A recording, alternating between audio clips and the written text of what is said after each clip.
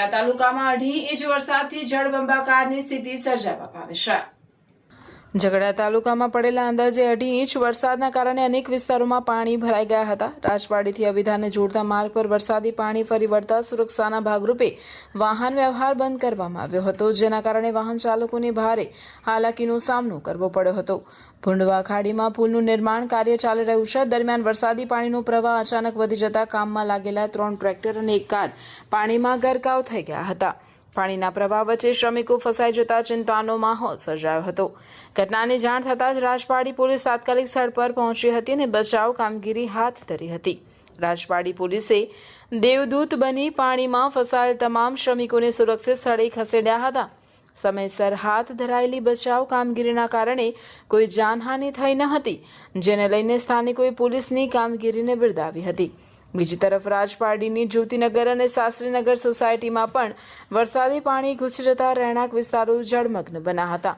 સ્થાનિકોને અવરજવર અને રોજિંદા જીવનમાં ભારે મુશ્કેલીઓનો સામનો કરવો પડ્યો હતો।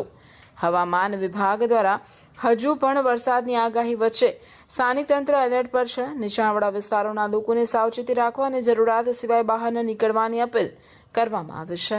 જોહાર, જય સંવિધાન। હું ધર્મેશભાઈ વસાવા। આજે 8/7/2026ના રોજ ઝઘડિયા તાલુકાના રાજપાડી ગામે જ્યોતિનગર ખાતે ત્યાં 800થી 1000ના લોકોની વસ્તી ધરાવતી આ જ્યોતિનગર છે। ત્યાં ગાડી પાણી ભરપૂર ભરાઈ જાય છે। એ પાણી એટલા માટે ભરાઈ જાય છે સોસાયટીની અંદર કે સિલિકાના પ્લાન્ટના જે એના પેલા તળાવ બનાવ્યા છે એ વરસાદની રાહ જોઈને પછી એક ધારે તે બધું પાણી છોડી દેવામાં આવે છે, જેથી કરીને એમને અહીંના સ્થાનિક લોકોની પડેલી નથી, ચિંતા નથી। આની તપાસ તાત્કાલિક ધોરણે થવી જોઈએ।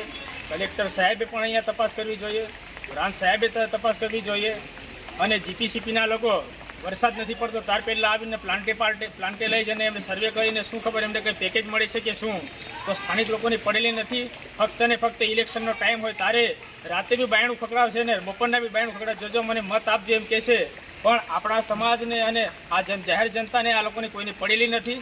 એટલા માટે મારે કેવું છે આ તંત્રને સરકારી ખાતાને પણ તાત્કાલિક ધોરણે આવીને તમે અહીંયા સર્વે કરો અને પાણીનો તાત્કાલિક ધોરણે નિકાલ થવો જોઈએ એવું મારે તમને કેવું છે। જય સંવિધાન, જય ભારત।